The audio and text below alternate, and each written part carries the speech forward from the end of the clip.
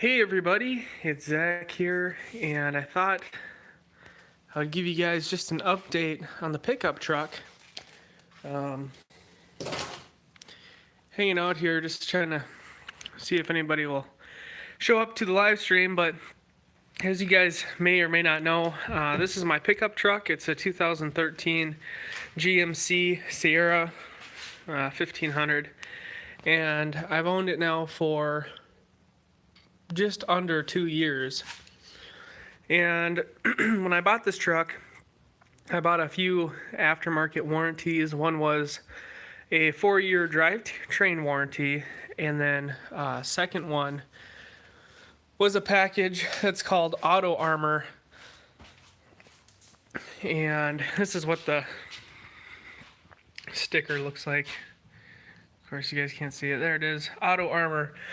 And what they did was they took the truck and they undercoated it, and then I gotta get to the other side.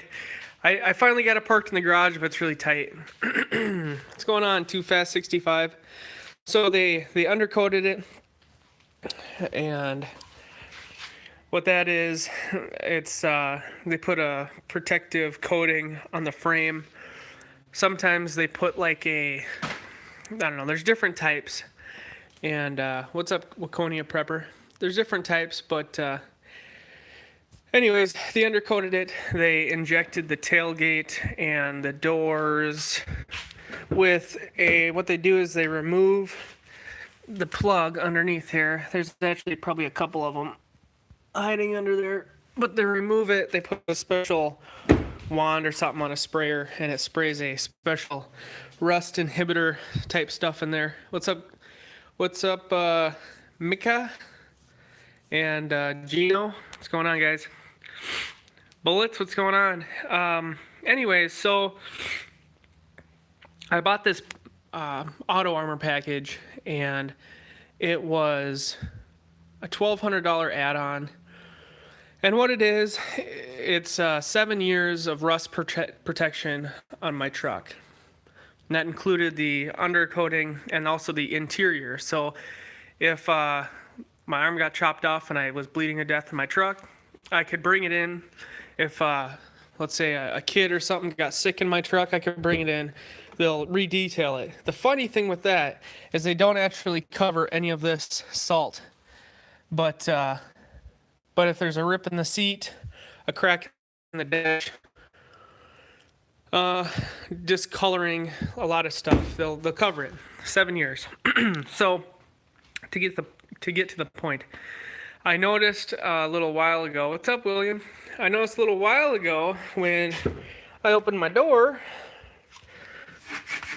there's some dirt on it, but I'm like, holy buckets, my paint's flaked off. So then that got me concerned, so I, crawled under here. And I went, holy crap, my whole entire rocker is nothing but peeled off paint. So then I looked under the driver's side. I'll show you guys that side. So I was like, oh, okay, well, it might be time for me to make a claim. Went to the driver's side. It's probably even darker, but you can see, same idea. And then I was like, oh no, when I seen this. You can see, we got the bubbles. This one here just happened. I don't know, it's full of water. And what happens is it actually comes in on the backside here. See all this? And then it flaked off right here. And then I was like, well, geez, I pulled my warranty information. This thing always focuses really bad in the garage. I have no idea why. So I pulled my warranty information, and and I was looking, and it's like, well, it covers up to $400 per rim as well. So then I was looking at my rims. You can see here, I think these are what's considered alloy.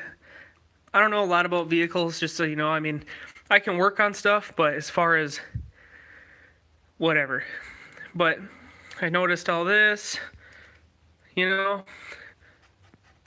Well, that's on there too. They'll per wheel they'll allow $400 worth of replacement per wheel. So I got in touch with my Auto Armor package and asked, what's the process? They said, okay, you want to bring it to a body shop. Oh, why is this thing focusing? Let me wipe off this camera.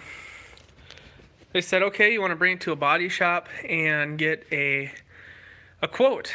So I brought it to, what's up, Neil? I brought it to one of the local body shops in town here, one that actually has a lifetime warranty, a lifetime guarantee, and I told the guy, okay, 4 rims, the rockers, and the wheel well, the box. So he says, well, he goes through it and he gives me a quote. I look at the quote and my jaw dropped. It was $9,900 and some odd dollars. And I was like, holy buckets. So, yeah, so over almost $10,000 worth of work.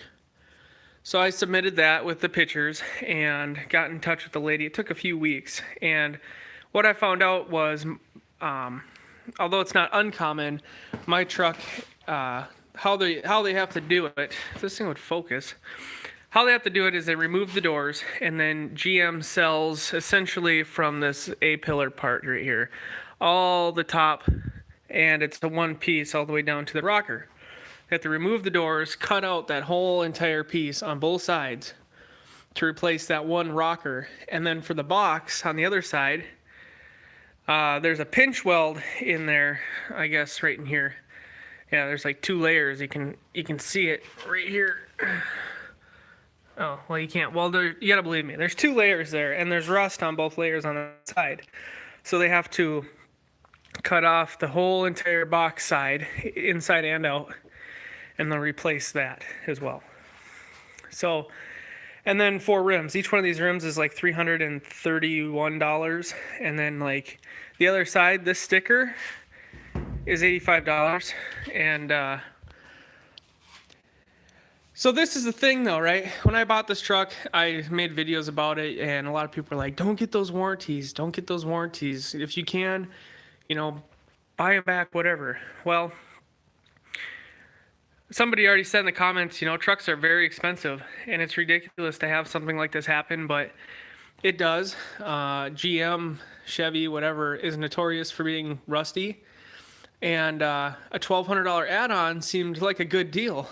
Because at the time, I could see the frame rails had surface rust. It bothered me, so I thought, wow, rust coating on that would be pretty nice, etc. So it took a couple weeks. They just had a second individual come out. He does like claims for insurance companies and things like this. He took his own pictures. He did his own review, and he's like, yeah, he's like, from what I see, and what you had in there and what the body shop has put on there, he's like, it seems, in my opinion, he says, it seems correct. Everything that needs to get done is correct. You got obvious rust and corrosion on pretty much everything. Obviously he's not the voice of the company, so we'll give it a week, or it should only take a few days. But what does this mean, right? If this all goes through, what it means is I pay $100, and they're gonna pay for the rest. So my deductible is $100. So for $1,300, I'm gonna get almost $10,000 worth of work done on this truck. That to me is a good investment. And then she'll look brand new. At which point I can decide if I'm keeping this thing or selling it or whatever. But yeah, so that's kind of the story on this truck. And like I said, the warranties I got gap coverage, because that's kind of with most decent vehicles, with most of them, gap coverage is needed. And then I got the rust protection, and that also was the interior, because like I said, a rip in the seat, bleed blood. I mean, there's a whole list of stuff. Stains. If they can't get a stain out, they'll replace, the carpet, the seats, whatever. And then what was the third thing? Oh, my drivetrain it still had a factory drivetrain up until 100, and then I got 48,000 or 4 years more. So I'm about halfway done with that one. So yeah, which brings me to my next point, which is, this thing, as you guys know, burns oil a little bit. Sometimes it's worse than others. I think it's whether or not I have highway miles or whatever, but yeah, so we're gonna see, because it's ridiculous. I bought this truck for the ticket price on the window was 18 grand, but once they put in their filing fees and if this thing would focus, once they put in the filing fees, I got the gap coverage and a few other things. Wow, please focus. There we go. Once I got all that on there and tax, I was up. It would have been 28,000 if I don't, pay it off early or whatever. And yeah, trucks are expensive. This is maybe the last truck I'll ever own. Jeez, just because they're getting more and more expensive. But yeah, it's been a good truck though. I mean, I haven't had, knock on wood, I haven't had anything major happen on it yet. But if you think about it, pretty much everything on these GMs is relatively cheap. I mean, transmissions are pretty common. The 5.3s are very common. The tire is a very common size. Everything, a lot of people own them, which makes it very common. Most parts are serviceable. I did the spark plugs and spark plug wires myself. I've done sway bar end links myself. Like, super easy to work on, ton of room in the engine bay to work on it. And I love those new Fords, but I don't think that I'd be able to work on one just because they're a little more complex and everything like that. So I am happy with this truck. It's kind of my baby, and only time will tell if I get rid of it. But thought I would update you guys on that. About $10,000 to fix that. Can you imagine? So I was really happy I got that, and that alone, paying the $1,300 on $10,000 worth of work. So then, $8,700 worth of free work, labor parts on this thing. Pays for every little bit of aftermarket warranty I've gotten on it so far, and then some. And I'll have like a brand new truck when it's done. So, yeah, that's kind of the gist. Mike says the drivetrains are wicked and they run forever. From what I can tell, that's the truth. To be 100% honest, I went to the Ford dealership. I had my Focus. I went to the Ford dealership to get rid of my Focus and look at some trucks that they had. And I test drove a couple F-150s. And they were like mid-20s, and I'm like, yeah, they're nice trucks. One was totally loaded, total like crew cab, all the leather, everything. And then they had this one sitting there, and this one was 18. I hop in it. It had about 30,000 less miles than the F-150s, and it was, almost, 10 grand cheaper. And I thought, dang, so I hop in it and I go for a ride, and this thing was like way, way, way more power. It felt, the 5.4, I know that the 3 valve or the 2 valve, I think it's the 3 valves are pretty gutless. And I test drove this thing. I'm like, wow, this thing has power. And I was in love. With it. I'm like, okay, yeah, I want this one. I think it's a beautiful truck. I love the extended cab, and I love the fact that it has the third door. Some people hate it. I love it. It looks nice. I think it looks refined, and it just has a ton of power. So that's where we sit. So I ended up buying this one and traded in for a Raptor. I heard Raptors hold their value like really, really good. But like I said, this is probably the last truck I'll ever own, because at this point, For the cost of this thing monthly, plus maintenance, plus gas, I mean, I could rent out a U-Haul truck. Probably, let's see, what are they, $19 a day or something like that, plus mileage? I mean, if I needed a truck for a weekend, just grab a U-Haul and be done with it. And then you don't have to pay for tires and stuff. You know, it all adds up. But a set of tires would probably be $1,000 on this thing, and yeah. But I love my truck. Someone asked, how's my grandpa doing? He's doing good from what I know. You know, like they said before, it takes a while. He still gets kind of tired, but I think he's doing really well. So, yeah. Anyways, that's the deal. I guess I could show you guys the engine bay because I did talk about, you know, I want to get rid of this thing at the same time I don't, because when I need a truck, I really need a truck. I got like 4 pairs of gloves. It's my baby. But I will say this, GM has the heaviest doors I have ever witnessed in my life. These doors weigh like, they gotta be almost like 60 to 80 pounds a piece. They're so heavy. Okay. Ugh. So. Oh yeah, the warranty covers a $50 a day rental car.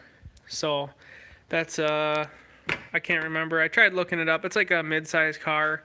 Or a $50 a day rental. I guess it doesn't have to be a car, depending, but yeah. Anyways, this is the engine bay. I gotta clean it up. I got, I guess, in some mud that splashed up in here, but this thing runs really good. I really like it, and I try to keep up on the maintenance stuff. So, Curtis says, I think after you fix it up, dump it and get yourself a Ford Sport Track. I don't like Sport Tracks. There's no, I've heard really bad things about those Sport Tracks. Really bad things. Paul said, did you haul your grandpa's four-wheeler? Oh, in the truck bed or trailer? I put it in the bed. I like this combination. That's why I like the extended cab. The 6.5 foot box. I've had an 8 foot box before on a 95 F-150, and that thing was like the best ever. An 8 foot box. I know that they look ugly, but there's no comparison. 6.5 foot box is really good too. You can throw a wheeler in here, but you have to have your tailgate down. But it is nice because you can still put a full sheet of plywood in it with the tailgate down, and it's supported all the way. Or if you want to get like an 8 foot camper, put the tailgate down, it'll hang out a little bit, and I like that. Mike says, have you gone through any alternators on the truck? Not yet. So far, so good. So yeah, maintenance. Mark says maintenance is key. For this truck here, I change it with synthetic oil every 3,000 miles. And it's kind of a GM thing, but I get like low oil pressure, which is another thing I should bring it in for. I need to know what spec GM has for their oil pressure, because at idle, this thing will idle around 20 psi. And then if you're cruising on the freeway, it'll be like mid 30s, but the longer you go in between oil changes, the lower it gets. And it could be a couple things. The oil pressure sensor has a screen on it that gets clogged. Otherwise, the pickup tube and the oil pan, there's a really cheap O-ring that gets dry, and then at that point, it's like trying to suck water through a straw when the straw has a hole in it. Too Fast 65 says, stop using synthetic oil and it'll quit using oil. Well, I tested that theory, and it just didn't work. You know, these modern engines are a little finicky with that, so I try to keep it up. And that's another thing. I have that drivetrain warranty, so I just need to call and ask the dealership, what is your spec for that? You know, and at that point, they'll be able to. I thought it was 7 psi per thousand, 6 or 7 psi per thousand, but I don't know if that's a factory spec or just what they can run on. This is a 6-speed. I think I have the spec sheet. So this thing is a little bit built for towing. I think, if I remember right, it has a heavy duty cooling system, the 6-speed, and I want to say a heavy rear end, possibly. I gotta find it though. This is a cool thing, I guess, if you guys have never been inside. You got the top pocket, the bottom pocket, and then underneath here is a lockable compartment. Here we go. So here is the window sticker. One-handed, of course. Okay. What is it? Should be in here. 5.3 trailer package, heavy duty cooling. That dual zone air conditioning I like for Sam and I. Aluminum wheels. Trailer package. Off-road suspension. Where was it? I know it had something on here. Splash guards. Oh, the ratio. Where does it say that? Okay, this thing's giving me... Okay, 6 months OnStar, Z85 handling. 100,000 mile powertrain. Where does it say it? It has to say it on here. I don't know. If I had to say, I thought it was a 373, but...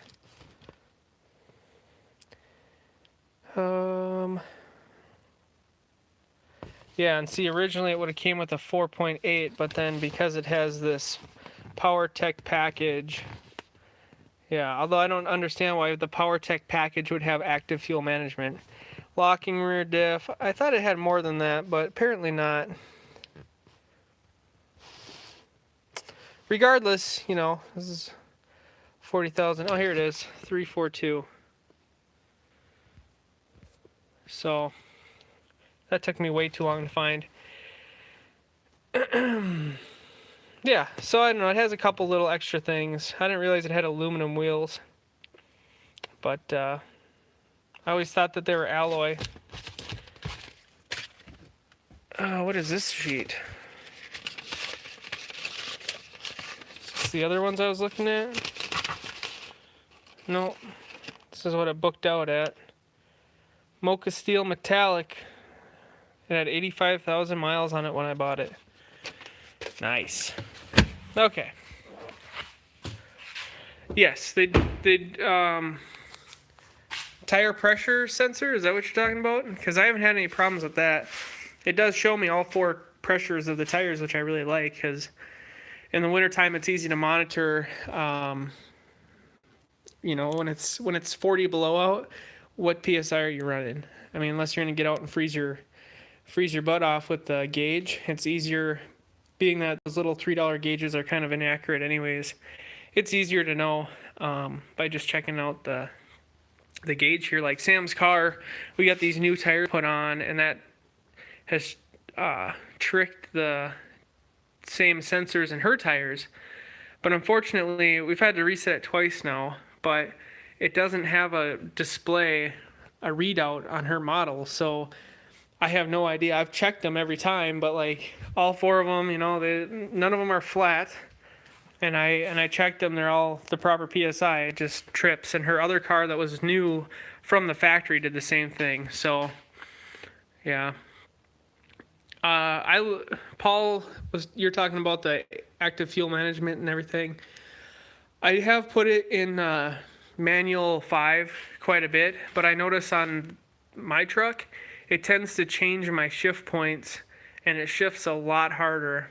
And yeah, so I don't much care for it. I was going to get one of those plug-in kind where you put it into your OB2 port and it'll change it. But then I heard things about the transmission shifting like garbage when that thing was plugged in too. So you can go and get it tuned out, but if you're going to tune it out, you might as well take the engine apart and put it in the proper lifters and everything like that. You need new lifters and a new camshaft. And that right there is just dollar signs, so until the warranty is up, I'm not touching this thing. And I'll be honest, you guys know it. I'm not really a big fan. Like, I'm not going to put different rims on here, aftermarket ones. I'm not going to change anything about this truck. I mean, I leave my stuff pretty much stock as far as vehicles because it is what it is. But yeah, I thought I would just have a chat with you guys and Jesus. Okay. All right, guys. Well, thanks for watching. I'll let you know more in a couple days as I know more. But yeah.